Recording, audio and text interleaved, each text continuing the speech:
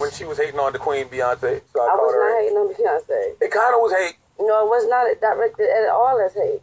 When the Bow Down record came out.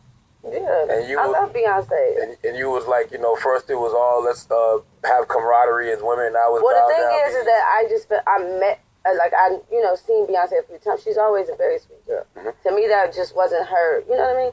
Her thing. But I don't know, like dude said, she switched it up or something. If somebody says, I love you, but I hate you, that's not homage. Keyshia Cole had it all, the voice, the bangers, and the streets rooting for her. Back in the early 2000s, she was raw, unfiltered, and straight up destined for greatness. But just when she was climbing fast, everything came to a sudden stop, like somebody pulled the plug. Now with the industry skeleton spilling out, especially after Diddy's trial blew things wide open, folks are starting to take a hard second look at what really happened to Keyshia. And one name keeps getting whispered in the shadows. Beyonce. What it sounds like to me is that the government found a very, very, very successful way to control hip-hop by allowing their top agents to run everything. Did Keyshia get blackballed by Bey and her powerful circle?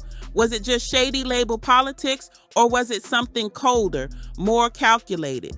Let's get into how one of R&B's most authentic voices got shut down, and who might have made that happen. Back in the early 2000s, Keyshia Cole looked like she was about to run the game.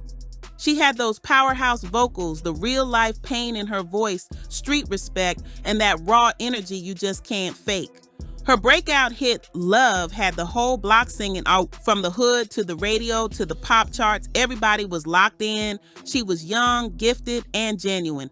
People were even calling her the next in line for Mary J. Blige's crown. That's how strong her impact was. So what went wrong? In an era when the industry claimed it was craving real Black female voices, how did Keyshia suddenly disappear from the spotlight? Why did a star that bright go dim so fast? Now in 2025, with the Diddy scandal shaking the whole music world, NDAs getting tossed aside, and insiders finally spilling the truth, that question don't sound so far-fetched anymore. And guess what? There's one name that keeps popping up behind closed doors, and it's making people real uncomfortable. Let's take it back real quick. In the early 2000s, Keyshia Cole wasn't just dropping tracks. She was setting the tone for a whole new wave of R&B. Her voice hit different, gritty, raw, and soaked in real emotion. From I Should Have Cheated to Heaven Sent, she wasn't just singing, she was bleeding on the mic. Then came her Bet reality show, Keyshia Cole, The Way It Is, and it shattered records. She gave the world a level of honesty and vulnerability that most R&B queens were too scared to show back then. She wasn't polished like Beyonce, and she definitely wasn't some label-made pop robot either. Keyshia was real, too real, and that's exactly why the fans rocked with her. But being real in an industry that runs on smoke, mirrors, and tight pecking orders, that can get you iced out real quick. And the quiet tension between Keyshia Cole and Beyonce, it had been brewing low-key for years until 2013 when it exploded. That year, things got spicy, as we're talking one of the hottest celeb feuds around. Fans were glued to their screens, blogs were on fire, and every entertainment site had something to say. What started off as a few tweets turned into full-blown drama that took over the internet. Keyshia, known for her raw vocals and fearless honesty, already had solid hits like Love and Heaven Sent under her belt. She wasn't here to play nice, and she definitely didn't hold her tongue. So when Beyonce dropped her track Bow Down, I've Been On, Keyshia jumped on Twitter and let it rip. She didn't sugarcoat a thing. And that's when everything got real messy, real fast. The song was hyped up by some as Beyonce flexing her power and claiming her spot at the top of the game. But Keyshia Cole, she wasn't buying it. She saw something different, and she wasn't about to stay quiet. She hit Twitter and dropped a now deleted tweet that had everyone talking. Can't stand when people all self-righteous when it's convenient. It makes them look good. 1 minute you're all women empowerment, but then you still talk mess when it suits you. Oh! And that wasn't all. She followed it up with, first, women need to stick together. Now it's all bow down? Nah, girls always shooting at each other. But when I speak up, suddenly it's a problem? Keyshia didn't hold back. Her comments about Beyonce were raw, bold, and straight up unfiltered.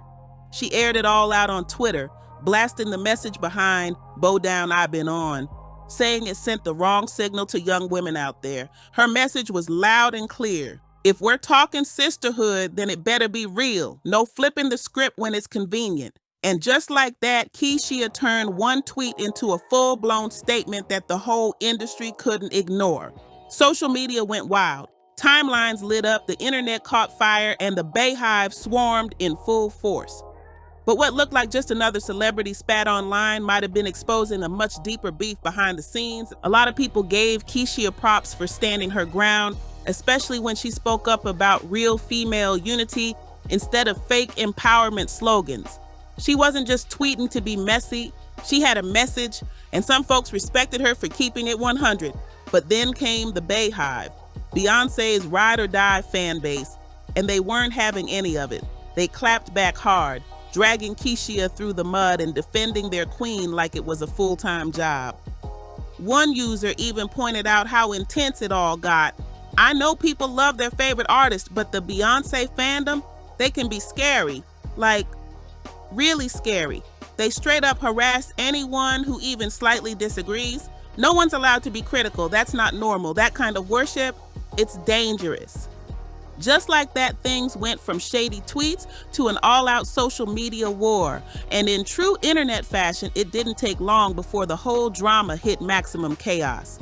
Hashtags were flying like bullets, comment sections were flooded, and everybody suddenly had something to say. What started off as just a few bold tweets turned into a full-blown digital war zone, with fans on both sides going toe-to-toe online. Whether you were backing Keyshia or siding with Bey, one thing couldn't be denied. Keyshia had cracked open a convo way bigger than just one track. Let's keep it real. Beyonce ain't just a music icon, she's a full-on cultural force. She's been running the game for decades, and the love folks have for her, it runs deep. But if there's one group that takes that love to wild levels, it's her ride or die crew, the Beyhive. Now don't get it twisted, this ain't no regular fan club. The Hive is fierce, loud, loyal, and always on call like a digital battalion. The second someone even hints at a diss, they swarm in ready for war.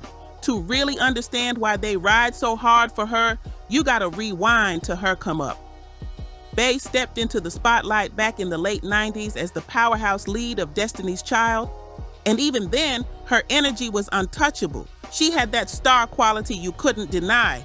Destiny's Child was already legendary. They cranked out hit after hit, shattered records, and locked in their spot as one of the biggest selling girl groups ever. But when Beyonce went solo, she took off like a rocket. With albums like Dangerously in Love, Bidet, and I Am, Sasha Fierce, she didn't just prove she could hold her own, she flipped the whole game upside down. Tracks like Crazy in Love, Irreplaceable, and Single Ladies didn't just top the charts, they became straight up cultural moments. She showed out with insane range, pure fire, and the kind of stage presence that turned every show into a full-blown event. Then came the bombshell. In 2013, Beyonce dropped her self-titled album Beyonce with zero promo, no rollout, not even a heads up. Just a surprise midnight drop that shook the whole industry. No one saw it coming, and this wasn't just an album, it was a statement. Bey made it clear, she was done following the old rules. The project was bold, raw, and unapologetic. With tracks like Flawless and Partition, she dove deep into themes like empowerment, identity, femininity, and sensuality, all while keeping it fierce and fully in control. Beyonce wasn't just dropping music, she was dropping statements. Every move she made came with purpose, and people felt it. As she leveled up, so did her fan base. What started off as a cute little nickname, the Beyhive, turned into a full-blown cultural powerhouse. These fans aren't just out here bumping her tracks or pulling up to concerts. Nah, they ride hard. Whether it's breaking down hidden meanings in her lyrics, shutting down online hate, or pushing the causes she believes in, the Hive always shows up and shows out. But here's what really separates the Hive from the rest. It's not just about loyalty, it's about mission. A lot of her fans live by the values Beyonce represents. We're talking justice, real empowerment, equality, and giving back. They don't just stand her, they reflect her. And that bond between Bey and her fans, it hits different. She may be a global superstar, but she always finds a way to make it personal, whether it's in her lyrics, the energy of her performances, or those rare but powerful posts. She makes sure to thank the people who lift her up. That love is real. And social media only made it stronger. Twitter, Instagram, TikTok, Tumblr, the Hives got their flag planted everywhere. Social platforms gave the Beyhive more than just a voice. They gave them a whole arena to connect, amplify, and ride hard for their queen and everything she represents. So when something pops off, like what went down with Keyshia Cole back in 2013, the Hive doesn't just watch, they mobilize fast. But with that kind of power comes serious responsibility, and the Hive has caught some heat over the years. Their fierce loyalty has, at times, spiraled into all-out online beefs with anyone who questions or critiques Beyonce. That's led to folks calling them out for cyberbullying and toxic fan behavior, a label the Hive strongly rejects. Still, behind the tweets and trending topics, there's a deeper story. Insiders say Keyshia had been uneasy about the whole Beyonce machine long before that Twitter moment. She was never one to play the industry's fake games. She spoke her mind, stood on her truth, and didn't care who liked it. And according to some whispers floating around behind closed doors, she paid for that honesty, big time. Not long after that tweet, things started shifting for Keyshia. Fast, her label support, gone. Major platforms stopped pushing her music. Collabs and features dried up overnight. Just like that, Keyshia Cole, the same woman with platinum records and a hit reality show, turned into a ghost in the industry. Let's not act brand new here. This convo ain't just starting now. For years, Beyonce has been seen as untouchable, the ultimate standard of fame, power, and perfection. On the surface, she's polished, always composed, and moves like a chess master, staying 2 steps ahead of drama. But behind that flawless image, there have been whispers, low-key but consistent, about what happens when another woman dares to speak out, challenge her spotlight, or even slightly look like competition. Take Carrie Hilson, for example. She was once set to take over, a triple threat who could sing, write, and dance. She even penned hits for some of the biggest names in the business. But when she threw that now infamous shot in Turning Me On, the industry flipped on her. She didn't name Beyonce directly, but the shade, oh, it was loud. She called out fake personas and spotlight-built divas, and just like that, Carrie Hilson's whole career went quiet. Interviews dried up, promos stopped, and her projects got shelved like they never existed. To this day, Carrie says she was blacklisted, and plenty of folks believe it's because she dared to cross the queen. Then there's Tinashe. She came in strong, full of potential, with her debut single 2 On lighting up the charts. Fans thought she was next up, the perfect R&B pop crossover star. But things didn't go as planned. Tinashe started speaking out about feeling boxed in, saying the industry treated her like a puppet.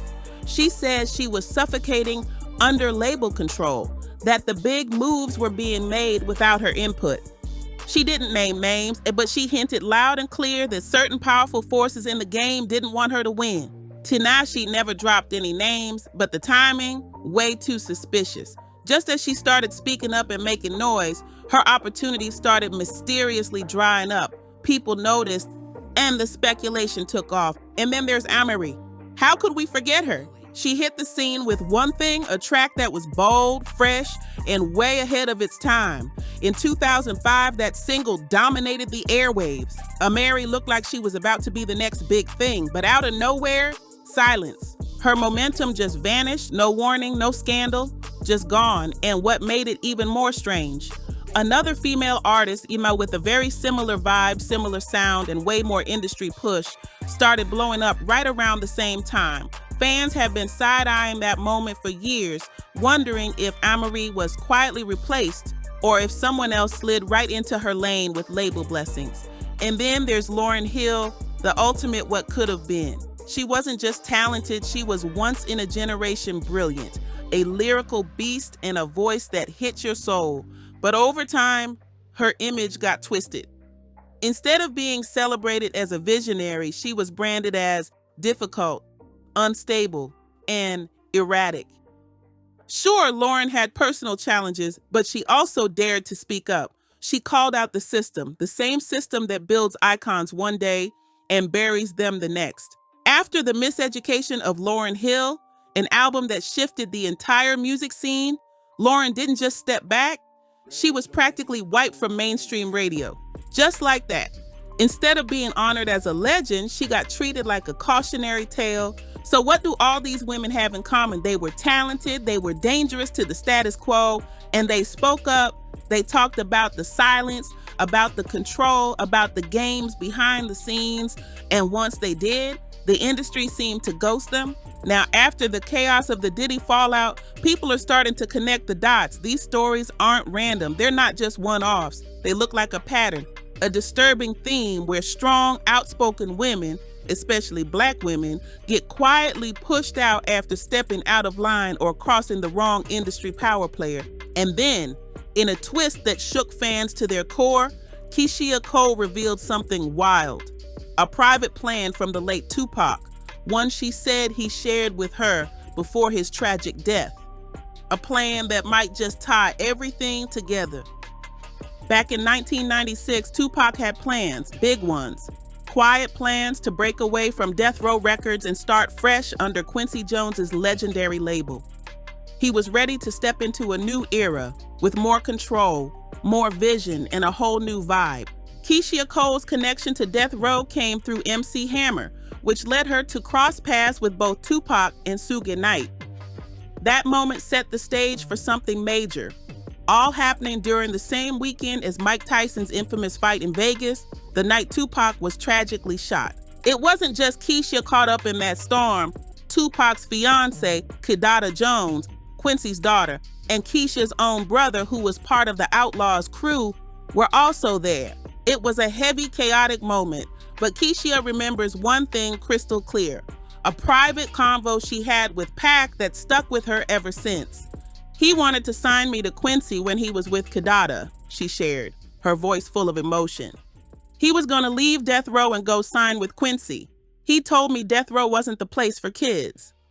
She had worked with him, she knew something was off, something wasn't right, and now, as the industry gets flipped upside down, whispers are growing louder. Some claim Diddy had ties to Pac's death. And Beyonce? Her name keeps surfacing too. Not with direct accusations, but just enough smoke to make people start looking for where the real fire's burning. At some point, you gotta stop and really ask, is Beyonce just an icon, a flawless symbol of Black excellence and power? Or is she also the silent gatekeeper at the top of a tightly guarded empire? An empire that rewards loyalty and silence and punishes anyone who steps out of line. And this is where things take a dark and unsettling turn. What's unfolding with Sean Diddy Combs right now? It's not just one man's scandal. It's the unmasking of a whole industry built on control, secrecy, and silence, one lawsuit at a time. In the last year, Diddy's gone from hip-hop royalty to the face of a collapsing empire. The allegations against him are no joke. Coercion, exploitation, ironclad NDAs, and claims of sabotaging careers behind the scenes. It's not just about his personal brand anymore. It's about the network he operated in.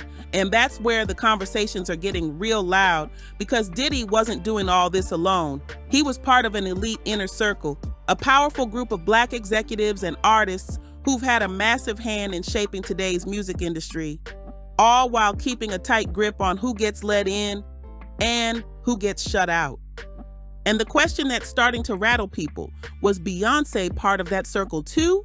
And right in the center of that powerful orbit, Beyonce, Jay-Z, L.A. Reid, the so-called Black elite of the entertainment world.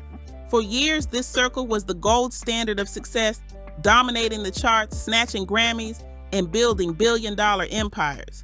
But now, that glossy image is getting peeled back layer by layer, and what's underneath doesn't look so clean.